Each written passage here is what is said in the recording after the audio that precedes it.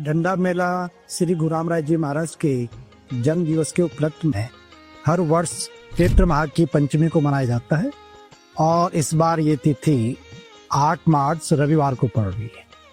श्री गुरु रामराज जी महाराज सिखों के 7वें गुरु श्री हरराय जी के ज्येष्ठ पुत्र थे और सन 1676 में वो पंजाब से देहरादून में आ गए थे और उन्होंने दून घाटी में डेरा डाला और कालांतर में उनके दून घाटी में तपस्या करने से और यहाँ पे डेरा डालने से इसका नाम देहरादून पड़ा।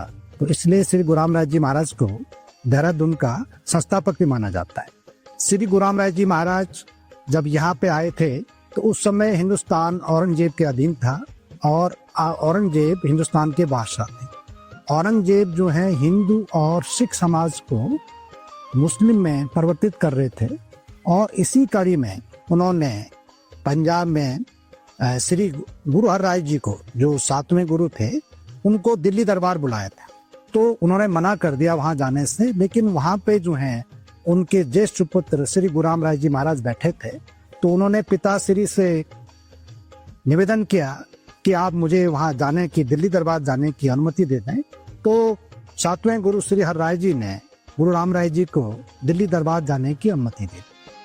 जब श्री गुरु रामराय जी दिल्ली दरबार पहुंचे तो वहां पर जो औरंगजेब के दरबारी थे, मौलवी थे, उन्होंने उनकी कई तरह से परीक्षा ली।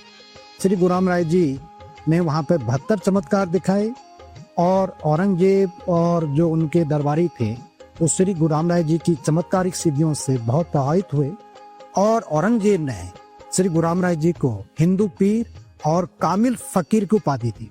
जब उनको मालूम चला कि श्री गुरु रामराय जी पंजाब छोड़कर देहरादून में आ गए हैं, तो उस समय हिंदुस्तान छोटे छोटे प्रोविंसेस जो हैं प्रांतों में बटा था, जिनको बाद में आज़ादी के बाद जो है सरदार वल्लभ भाई पटेल जी ने, जो हमारे गृह मंत्री थे उस समय के, उन्होंने उनको एकत्र किया, उनका गठन किया और भारत में उनका विलय किया। तो उस समय टिहरी रियासत थी। तो औरंगजेब ने टिहरी के राजा फतेह शाह को हुक्म जारी किया कि श्री गुरु रामराज जी महाराज के लिए स्थान उपलब्ध कराए जाए और 7 गांव उनको जागीर में दिए। तो उस समय पूरा ये देहरादून का क्षेत्र श्री गुरु रामराज जी महाराज को दिया गया और ये जो वर्तमान में दरबार साहिब है, ये टिहरी के राजा फतेह शाह ने श्री गुरु रामराज जी के लिए बनाया।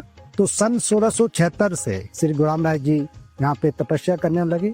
तो उसके बाद यहाँ की परंपरा को जो है श्री महंतों ने आगे बढ़ाया और सन 1676 में श्री गुरु रामराज जी का जन्म दिवस, यहाँ पे उनके आगमन पर और उनके जन्म दिवस पर बड़ा समारोह होता है। और इसका मुख्य आकर्षण जो दरबार साहिब का पश्चिमी द्वार है, वहाँ पे एक बहुत बड़ा चबूतरा है और उस पर झंडारोहण से होता है। जो वर्तमान में झंडे जी हैं उनको सुबह पूजा अर्चना के बाद जो है वैदिक मंत्रों के उच्चारण के साथ उतारा जाएगा और उस पे जो 3 तरह के वस्त्रों का आवरण होता है, जिनको गिलाफ कहते हैं। सबसे अंदर सादे वस्त्र होते हैं जिनकी संख्या जो है गिलाफ की 41 होती है। उसके बाद जो है मलमल का गिलाफ, जिसको सनील का गिलाफ कहते हैं, इनकी संख्या 21 होती है। और जो सबसे बाहरी आवरण वस्त्रों का, जिसको दर्शनी गिलाफ कहते हैं, तो ये उन संगतों द्वारा चढ़ाए जाते हैं जिनकी मनोकामना पूर्ण होती है। इस साल का इसको चढ़ाने का, 10वीं गिलाफ को चढ़ाने का सौभाग्य हमारे देहरादून के सेवक श्री अनिल गोयल जी को मिला है। तो इसके लिए वर्षों जो है इंतजार करना पड़ता है। तो ऐसी मान्यता है कि जो भी दरबार साहिब में मत्था टेकता है, यहाँ पे सेवा करता है और पूरी भावना से आता है, गुरु महाराज उसकी हर मनोकामना को, उसकी मनोती को पूर्ण करते हैं और उसकी झोलियां जो है खुशियों से भर देते हैं। तो यही कारण है कि सदियों से जो है गुरु महाराज के दरबार में, झंडा साहिब में, देश भर से और विदेशों में जो हमारे गुरु महाराज के अनुयायी और श्रद्धालु और सेवक रहते हैं, वो उनके जन्म दिवस पे जो इस वर्ष चैत्र माह की पंचमी 8 मार्च को पड़ रहा है, बहुत सारी संख्या में हमारी संगतें यहाँ पे आएंगी। और जो झंडा जी का जो आरोहण होता है, वो बड़ा, इसका जो दृश्य है बड़ा दिव्य और अलौकिक होता है।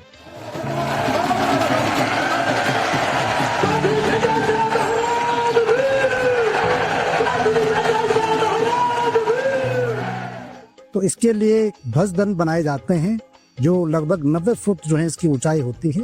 तो सुबह पूजा अर्चना के बाद जो है पहले वर्तमान झंडे जी को उतारा जाता है और जो इस पे गिलाफ होते हैं संगतें इसको प्रसाद के तौर पर ग्रहण करती हैं। उसके बाद दिन भर जो है झंडे जी की सेवा चलती रहती है। संगतें इसको पंचगव्य से और गंगा जल से जो है इसका स्नान कराती हैं और फिर इस पे नए वस्त्रों का आगमन चढ़ाती हैं और शाम को 3 से और 5 बजे के बीच में नया झंडे जी का आरोहण कर दिया था। झंडे मेले की सभी तैयारियां पूरी हो गई हैं और सुरक्षा के लिए पुलिस प्रशासन का, जिला प्रशासन का पूरा सहयोग रहता है और पूरे दरबार परिसर में या जो भी इसके प्रवेश द्वार हैं वहाँ पे पुलिस की तैनाती रहती है और पुलिस के जवान के साथ साथ हमारे संगत के जो भक्तगण हैं वो भी पूरी सुरक्षा व्यवस्था को देखते हैं। और संगतों के रहने के लिए जो है जितने भी हमारे स्कूल्स हैं देहरादून में या कॉलेज यूनिवर्सिटी हैं और दूसरा जो देहरादून की धर्मशालाएं हैं या होटल्स हैं, और सबसे बड़ी बात है कि जो हमारे देहरादून की संगतें हैं वो भी बड़े आदर पूर्वक सम्मान पूर्वक जो है बाहर से आई हुई संगतों को अपने घरों में ठहराती है। तो कोई भी दिक्कतें जो हैं संगतों को रहने के लिए नहीं होती है। उसके अलावा खाने के लिए लगभग जो है 3 लंगर जो हैं, एक तो दरबार परिसर में, फिर तालाब में, उधर माता वाला बाग में 24 आवर्स चलता रहता है। तो खाने की भी कोई, भोजन की भी कोई कठिनाई जो है संगतों को नहीं होती। उसके अलावा हमने वॉशरूम के लिए, पानी के लिए जो है बहुत अच्छी व्यवस्था कर रखी है और हमारे स्कूलों में, दरबार परिसर में बहुत सारी जो है ऐसी सुविधाएं हमने जुटा रखी है कि संगतों को कोई दिक्कत नहीं होती। मैं संगत से विनती करूंगा कि पानी की बहुत कमी है तो मेला के दौरान जो है वो बहुत अच्छे ढंग से पानी का समुचित उपयोग करें और पानी बिल्कुल भी वेस्टेज ना करें। झंडारोहण के एक दिन बाद जो है सप्तमी को नगर परिक्रमा होती है और इसके पीछे ये इतिहास है कि जब श्री गुरु रामराज जी महाराज दरबार परिसर में यहाँ पे तपस्या करते थे तो वो हर रोज जो है सुबह संगतों को जो है दर्शन देते थे, उनका दुख दर्द बांटते थे और जो ये परिसर था उसकी परिक्रमा करते थे। तो उस समय जो देहरादून छोटा नगर था तो ये जो हमारी परिक्रमा है उसी का, गुरु महाराज की जो उनकी परिक्रमा का पथ होता था उस समय, उसी का अनुसरण करती है। और हमारी ये नगर परिक्रमा सुबह 7:30 से, पहले इसका समय 10 बजे होता था तो कोई ट्रैफिक जाम ना हो, लोगों को कोई दिक्कत ना हो, तो इसको हमने इसका समय सुबह कर दिया है। और ये परिक्रमा सुबह 7:30 दरबार साहिब से शुरू होके झंडा बाजार से फिर कामड़ी रोड और वहाँ से दाहिनी तरफ जो है बिंदाल की तरफ मुड़ जाती है। वहाँ पे हमारा स्कूल है, वो देर के लिए संगतें वहाँ पे भजन कीर्तन करती है। आधा घंटे रुकने के बाद तिलक रोड होके फिर जो है चक्राता रोड, फिर घंटाघर और घंटाघर से फिर जो है पलटन बाजार और धामा वाला होते हुए फिर इधर लक्की बाग और वहाँ से जो है फिर भंडारी बाग जो हमारा स्कूल है, हॉस्टल है, वहाँ पे जाती है। वहाँ पर फिर संगतें कीर्तन भजन करती है और जो स्थानीय हमारे संगतें हैं उनसे मिलती हैं और वहाँ पे प्रसाद का वितरण होता है।